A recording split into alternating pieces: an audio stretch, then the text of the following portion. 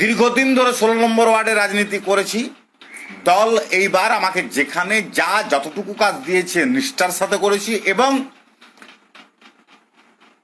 কাউন্টিংয়ের দিন পর্যন্ত যা বলবে তাই করব। 16 নম্বর ওয়ার্ডে আমাকে কাউন্সিলরের কথা মতো বাদ দেওয়া হয়েছে। 5 তারিখ থেকে 16 নম্বর ওয়ার্ড কাউন্সিলর লাইভে বলছি, কুকু ঘোষ, কানাই দাস কয়লা সিন্ডিকেট পুলিশের কাছ থেকে যত টাকা পায়, যদি 16 নম্বর ওয়ার্ডে তৃণমূল কংগ্রেস হারে সেই টাকা থেকে তৃণমূল কংগ্রেসের কাউন্সিলর মুনমুন মুখার্জিকে বাদ দিতে হবে।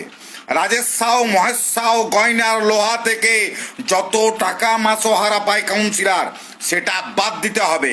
এলাকায় যারা ঠিকাদারের কাজ করেছে, যারা 16 নম্বর ওয়ার্ডে কর্পোরেশনের ঠিকাদারের কাজ করেছে, তাদের মুখের কথা যত পার্সেন্ট টাকা কাউন্সিলরকে তারা দিয়েছে সেই টাকা কাউন্সিলরকে ফিরিয়ে দিতে হবে।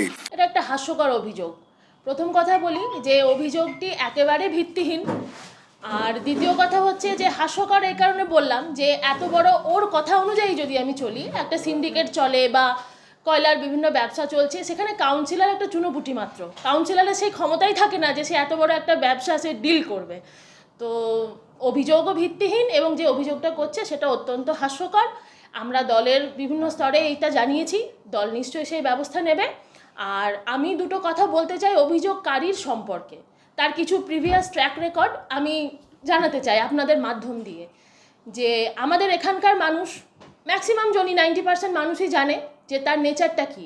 তার মেন্টালও ডিফেক্ট আছে এবং সে বিভিন্ন সময় তার স্বার্থ সিদ্ধিতে যখন ব্যাঘাত ঘটে সে বিভিন্ন জায়গায় এইভাবে আঘাত করতে থাকে এবং তার আঘাত করার এই একটা অস্ত্র হচ্ছে সোশ্যাল মিডিয়া।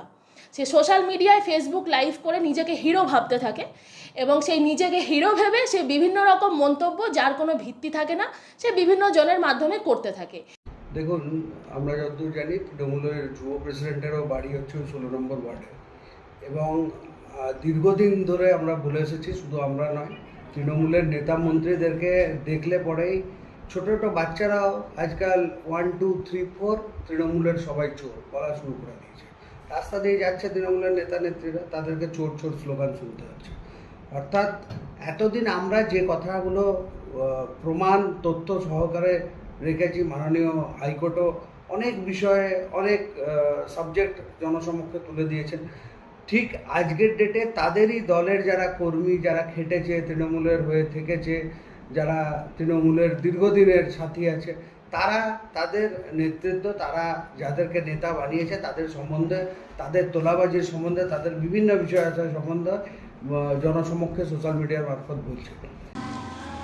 এই দলের কোনো শৃঙ্খলা যদি থাকতো তো দলের মধ্যে এই ধরনের আচরণ হতো না।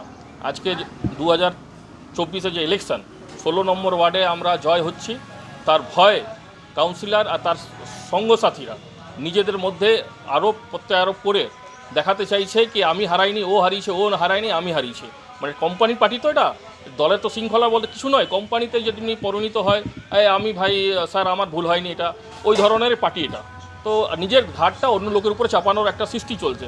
আর টিএমসি কাউন্সিলর তার 16 নম্বর ওয়ার্ডে কী কী হচ্ছে তিনি কাউন্সিলরই জবাব দেবেন। ওনার দলের লোক যদি আরোপগুলো এগুলো লাগাচ্ছে, কয়লা গরু যা কিছু, কাউন্সিলর রাজ্য নেতৃত্বকে বলুক আর টিএমসি নিজের শক্তি দেখাক। লেকিন আমার মনে হয় না কি টিএমসি এই ধরনের কোনো কাজ করবে, কেন টিএমসি তো কোম্পানি দল, সে কোনো শৃঙ্খলার কোনো সংগঠনই নেই। এদের যেখানে ভাগ পাচ্ছে না, লুটে খাও লুটে চলো। পশ্চিমবাংলা মানুষ ভারতীয় জনতা পার্টিকে এই জন্যই বাংলাতে আনতে চাইছে।